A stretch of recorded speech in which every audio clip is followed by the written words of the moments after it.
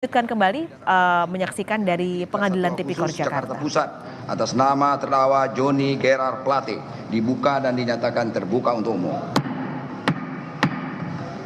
Pegang mic-nya, Pak, tolong. Bapak sehat hari ini, Pak Johnny Gerard Plate, sehat? Sehat Yang Mulia. Sehat ya. Kalau sehat, sidang kita lanjutkan. Siap. Sesuai dengan berita acara persidangan yang lalu, hari ini kita membacakan putusan sela terhadap keberatan atau eksepsi yang diajukan oleh penasihat hukum terdakwa. Dengarkan baik-baik, Pak. Jadi, putusan sela ini akan kita baca yang pokok-pokoknya aja, ya. Mengenai keberatan-keberatan, uraiannya tidak perlu kami ulas, sudah ada di dalam pertimbangan. Oke? Demikian juga mengenai surat dakwaan dan juga jawaban atau tanggapan dari penuntut umum. Oke? Setuju? Untuk singkatnya, untuk efektifnya waktu, ya Pak? Oke. Begitu ya Pak Wira. Ya, kita baca yang pokok-pokoknya. Intinya kita baca ya. Ya, siap Yang Mulia. Dengarkan putusan sela nomor 55 Pitsus TPK 2023 Pengadilan Tindak Pidana Korupsi pada Pengadilan Negeri Jakarta Pusat. Demi keadilan berdasarkan ketuhanan yang Maha Esa. Pengadilan Tindak Pidana Korupsi pada Pengadilan Negeri Kelas 1 Agustus Jakarta Pusat yang memeriksa dan mengadili perkara-perkara tindak pidana korupsi pada Pengadilan tingkat pertama dengan acara pemeriksaan biasa telah menjatuhkan putusan sela sebagai berikut dalam perkara terdakwa. Nama lengkap Johnny Gerard Plate, tempat lahir Ruteng, umur 66 tahun, tanggal lahir 10 September tahun 56. Jenis kelamin laki-laki, kebangsaan Indonesia. Tempat tinggal Jalan Bango 1 nomor 6, RT 6 RW 3, Kelurahan Pondok Labu, Kecamatan Cilandak, Kota Jakarta Selatan. Agama Katolik, pekerjaan ex Menteri Komunikasi dan Informatika Republik Indonesia. Pendidikan terakhir sarjana ekonomi. Terdakwa Johnny Gerard Plate ditahan dalam tahanan Kejaksaan Negeri Jakarta Selatan sejak tanggal 17 Mei 2023 dan sekarang dalam penahanan Hakim Pengadilan Tindak Pidana Korupsi pada Pengadilan Negeri Kelas 1 Agustus Jakarta Pusat.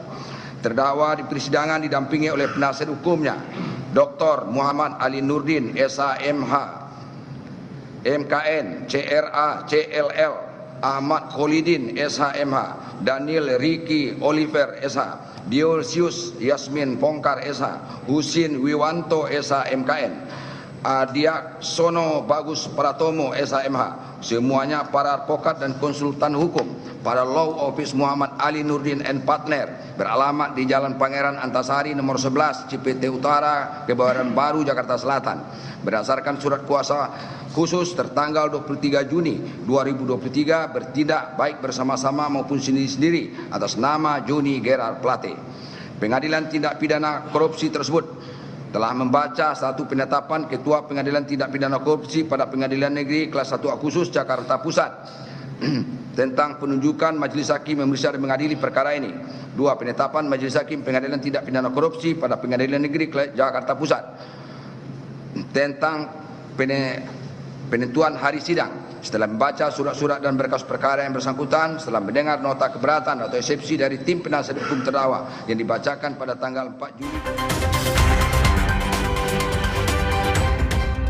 Juli 2023, menimbang bahwa terdakwa diajukan oleh penuntut umum ke depan persidangan dengan surat dakwaan nomor register perkara PDS 24/M114 FT106 2023 tanggal 16 Juni 2023 yang telah dibacakan di persidangan dengan uraian lengkapnya tidak perlu kami bacakan. Kami menunjuk kepada berita acara persidangan perkara ini dan untuk singkatnya dapat dilihat dalam putusan sela aslinya, yakni dalam dakwaan primer terdakwa didakwa melakukan tindak pidana sebagaimana dimaksud dalam pasal 2 ayat 1 untuk pasal 18 Undang-Undang RI nomor 31 tahun 99 tentang pemberantasan tindak pidana korupsi sebagaimana telah diubah dengan Undang-Undang nomor 20 tahun 2001 tentang perubahan atas Undang-Undang RI nomor 31 tahun 99 tentang pemberantasan tindak pidana korupsi untuk pasal 55 ayat 1 ke 1 KUHP. Subsidiar pasal 3 untuk pasal 18 Undang-Undang RI nomor 31 tahun 99 tentang pemberantasan tindak pidana korupsi sebagaimana telah diubah dengan Undang-Undang nomor 20 tahun 2001 tentang perubahan atas Undang-Undang RI nomor 31 tahun 99 tentang pemberantasan tindak pidana korupsi untuk pasal 55 ayat 1 ke 1 KUHP.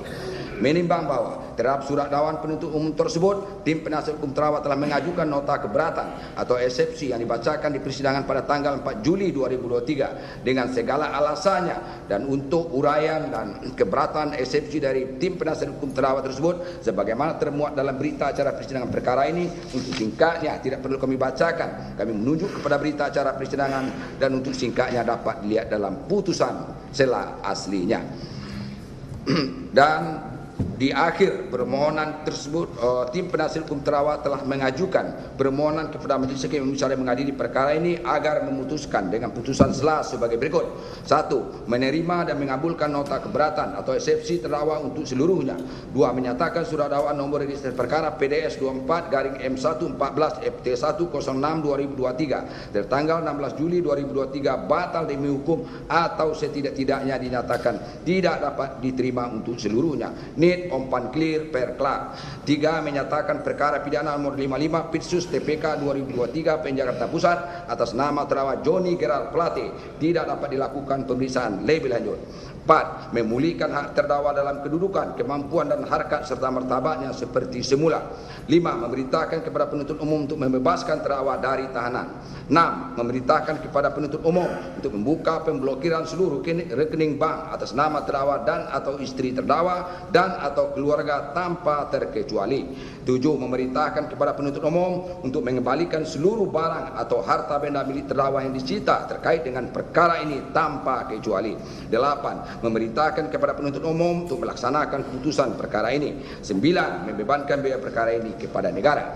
Menimbang bahwa terhadap nota keberatan atau eksepsi dari penasihat hukum terdakwa tersebut, penuntut umum telah memberikan tanggapannya yang telah dibacakan dan diserahkan di persidangan pada tanggal 11 Juli 2023 sebagaimana termuat dalam berita acara persidangan, dan untuk singkatnya putusan sela ini tidak perlu kami bacakan. Kami menunjuk kepada berita acara persidangan yang merupakan bagian yang tidak terpisahkan daripada putusan sela ini, dan untuk singkatnya dapat dilihat dalam putusan sela yang aslinya. Kemudian penuntut umum telah mengajukan permohonan pula kepada Majelis Hakim Indonesia dan mengadili perkara ini agar memutuskan dengan putusan sela sebagai berikut. 1. Menolak seluruh nota keberatan atau eksepsi yang diajukan oleh penasihat hukum terdakwa Johnny Gerald Plate. 2. Menyatakan bahwa surat dakwaan register perkara nomor PDS 24-M114-FT06/2023 tanggal 16 Juli 2023 yang kami bacakan di persidangan terbuka untuk umum pada tanggal 27 Juni 2023 di Pengadilan Tindak Pidana Korupsi pada Pengadilan Negeri Jakarta Pusat telah memenuhi syarat formil dan material sebagaimana yang ditentukan dalam pasal 143 ayat 2 huruf A dan B KUHP. 3. Menyatakan bahwa Pengadilan Tindak Pidana Korupsi pada Pengadilan Negeri Jakarta Pusat berwenang untuk memeriksa dan mengadili perkara ini. 4. Menyatakan bahwa pemeriksaan terhadap perkara atas nama terdakwa Johnny Gerald Plate dilanjutkan. Selanjutnya kami akan masuk kepada pertimbangan dari Majelis Hakim.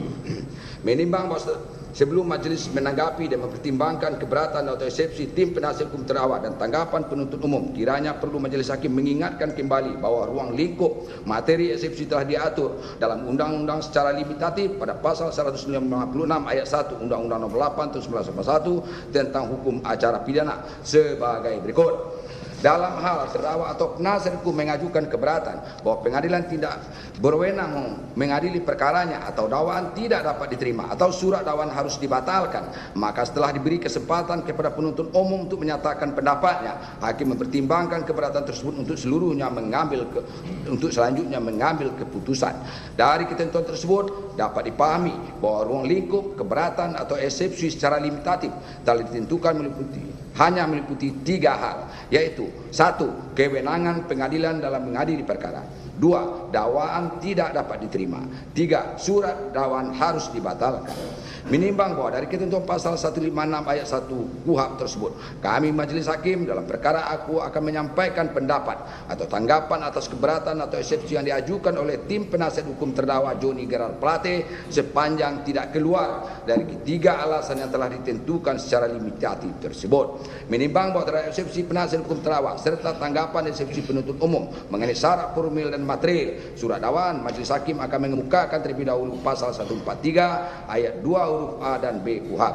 Menimbang bahwa pasal 143 ayat 2 KUHP menyebutkan penuntut umum membuat surat dakwaan yang diberi tanggal dan ditandatangani serta berisi A. Nama lengkap, tempat lahir, umur atau tanggal lahir, jenis kelamin, kebangsaan, tempat tinggal, agama dan pekerjaan tersangka. B. Uraian secara cermat, jelas dan lengkap mengenai tindak pidana yang didakwakan dengan menyebutkan waktu dan tempat tindak pidana itu dilakukan. Menimbang bahwa setelah majelis hakim membaca dan mempelajari surat dakwaan penuntut umum register perkara PDS 24M/M114FT06/2023 tanggal 16 Juni 2023 dapat disimpulkan bahwa surat dakwaan tersebut telah dicantumkan syarat formil, yakni memuat identitas, nama, tempat lahir,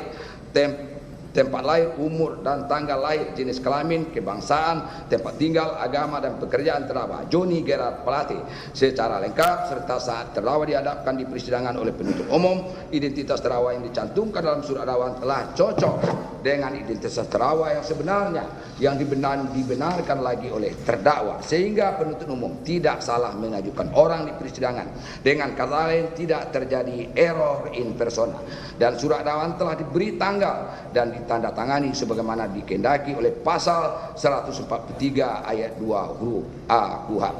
Selanjutnya akan dibacakan oleh hakim anggota 2. Dilanjutkan, menimbang bahwa surat dakwaan yang diajukan oleh penuntut umum terhadap diri terdakwa Joni Gerald Plate selaku Menteri Komunikasi dan Informatika telah pula diuraikan secara jelas dan cermat serta menyebut tempat, yaitu pada tahun 2020 sampai dengan tahun 2022, tempat di kantor Badan Aksesibilitas Telekomunikasi dan Informatika Bakti di Menara Merdeka Jalan Budi Kemuliaan 1 nomor 2 Kelurahan Gambir, Kecamatan Gambir, Jakarta Pusat, dan di Centennial Tower lantai 42 Jalan Gatot Subroto nomor Kapling 24-25 Kelurahan Karet Semanggi, Kecamatan Setiabudi, Jakarta Selatan,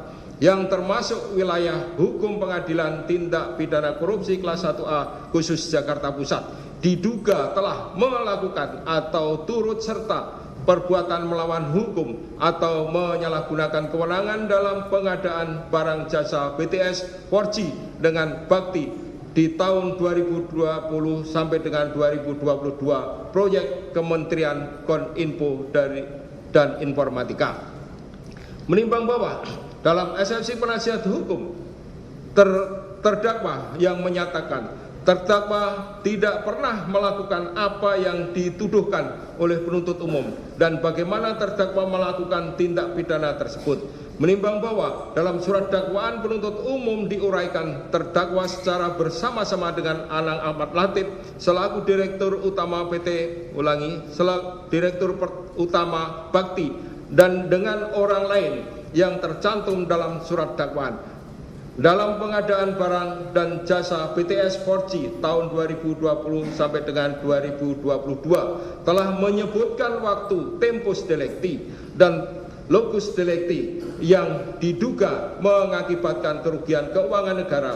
Oleh karena itu, eksepsi tim penasihat hukum yang menyatakan surat dakwaan penuntut umum tidak menguraikan peran dari terdakwa tidak dapat diterima.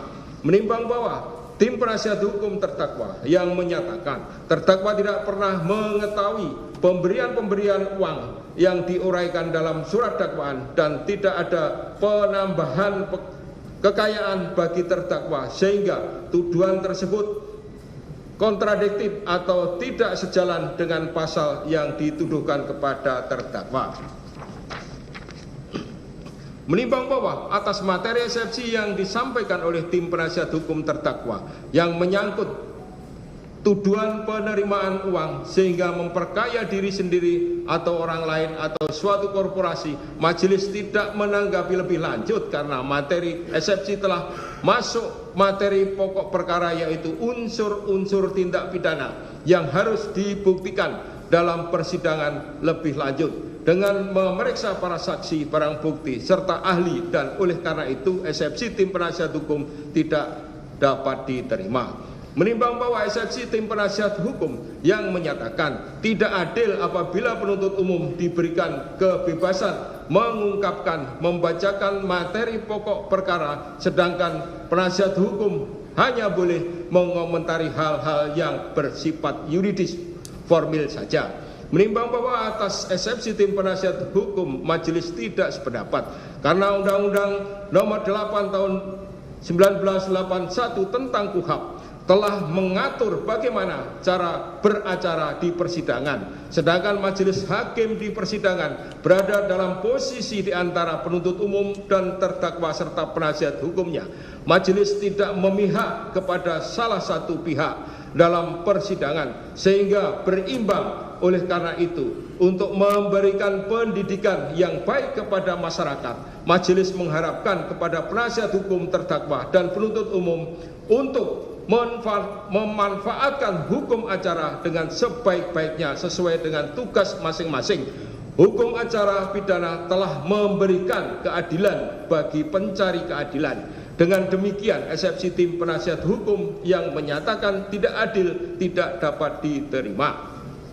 Menimbang bahwa eksepsi tim penasihat hukum yang menyatakan setelah membaca surat dakwaan, hampir semua orang terpengaruh dengan berita menganggap terdakwa seorang yang bersalah sepatutnya dihukum seberat-beratnya dan melupakan asas praduga tidak bersalah. Menimbang bahwa atas eksepsi tim penasihat hukum, majelis tidak sependapat dengan pertimbangan majelis selama persidangan tetap menerapkan asas praduga tidak bersalah. Majelis berada di posisi tengah di antara penuntut umum dan penasihat hukum terdakwa dan tidak terpengaruh berita-berita di luar persidangan, dan majelis tidak dapat diintervensi oleh pihak manapun sehingga diharapkan penasihat hukum dan dalam membela terdakwa di persidangan menjunjung tinggi dan mengedepankan hukum acara yang berlaku. Demikian pula penuntut umum. Majelis hakim menilai keberatan penasihat hukum terdakwa tidak masuk materi keberatan, namun karena telah disampaikan oleh penasihat hukum, maka majelis memberikan tanggapan singkat sehingga eksepsi penasihat hukum tidak dapat diterima. Menimbang bahwa eksepsi tim penasihat hukum terdakwa yang menyatakan tidak ada niat sedikitpun terdakwa berniat ingin koruptif, atas eksepsi tim penasihat hukum terdakwa, majelis tidak sependapat dengan pertimbangan untuk mengetahui apakah dalam diri terdakwa ada niat atau tidak. Majelis akan melihat fakta hukum di persidangan, tindakan apa yang dilakukan oleh terdakwa untuk mewujudkan niatnya. Hal demikian harus dibuktikan dalam persidangan karena telah masuk materi pokok perkara. Oleh karena itu, eksepsi tim penasihat hukum tidak dapat diterima. Menimbang bahwa eksepsi tim penasihat hukum yang menyatakan proyek BTS 4G telah mendapat arahan dari Presiden dari hari Selasa tanggal 12 Mei 2020 pukul 11.09 WIB dan pada hari Kamis tanggal 4 Juni 2020 pukul 13.36 WIB agar pembangunan percepatan transformasi digital bagi UMKM, agar Menkominfo menyampaikan 1 lembar daftar kebutuhan inventasi infrastruktur telekomunikasi yang berisi kekurangan infrastruktur dan anggaran yang dibutuhkan. Menimbang bahwa atas eksepsi tim penasihat hukum, majelis menilai dan berpendapat bahwa arahan Presiden tersebut adalah perintah lisan yang merupakan kebijakan. Terdakwa selaku menteri dan melaksanakan kebijakan tersebut harus mengacu kepada ketentuan-ketentuan yang berlaku tentang pengadaan barang jasa dan tidak boleh disimpangi. Apakah dalam pelaksanaan pengadaan BTS 4G ada penyimpangannya atau tidak, maka diperlukan pemeriksaan lebih lanjut dalam persidangan. Menimbang bahwa eksepsi tim penasihat hukum yang menyatakan antara terdakwa dengan Anang Ahmad Latif dan kawan-kawan masing-masing mempunyai kewenangan sendiri-sendiri sehingga tidak mungkin dilakukan generalisasi bersama-sama melakukan perbuatan penyalahgunaan kewenangan secara urangi seperti yang didakwakan penuntut umum. Menimbang bahwa atas eksepsi tim penasihat hukum, majelis tidak menanggapi lebih lanjut karena materi eksepsi telah masuk materi pokok perkara yang harus dibuktikan dalam persidangan lebih lanjut. Oleh karena itu, eksepsi tim penasihat hukum tidak dapat diterima.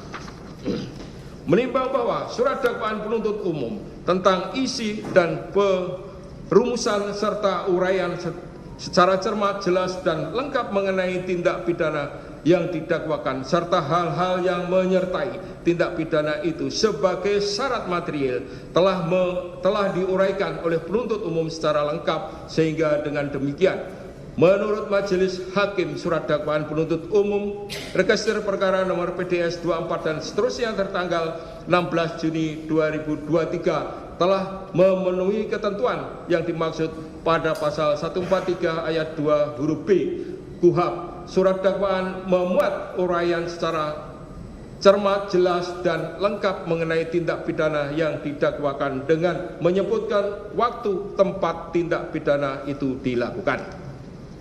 Menimbang bahwa eksepsi tim penasihat hukum untuk selebihnya, majelis menilai materi eksepsi telah masuk materi pokok perkara tentang unsur-unsur tindak pidana yang akan dibuktikan lebih lanjut dalam persidangan dengan memeriksa saksi, barang bukti, serta terdakwa sehingga diperoleh fakta-fakta hukum perbuatan apa yang dilakukan oleh terdakwa Johnny Geral Plate, dan oleh karena itu keberatan tim penasihat hukum tidak dapat diterima.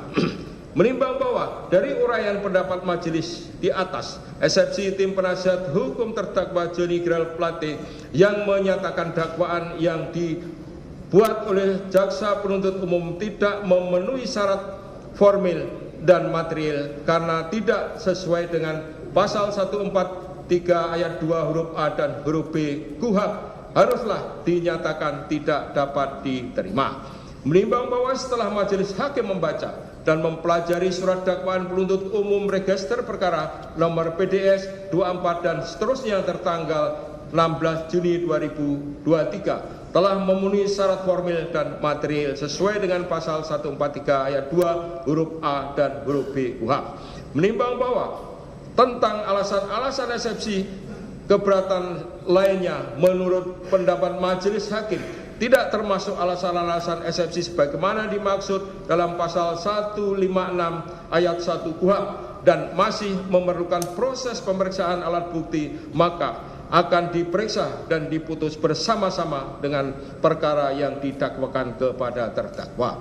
Menimbang bahwa dari pertimbangan dan pendapat sebagaimana tersebut di atas, maka segala eksepsi keberatan dari tim penasihat hukum terdakwa tidak mempunyai alasan-alasan hukum yang cukup, maka harus dinyatakan tidak dapat diterima. Menimbang bahwa oleh karena eksepsi keberatan penasihat hukum terdakwa tidak dapat diterima, maka diperintahkan kepada penuntut umum melanjutkan pemeriksaan perkara ini. Menimbang bahwa oleh karena pemeriksaan perkara ini dilanjutkan, maka pembebanan biaya perkara ditangguhkan sampai pada putusan akhir.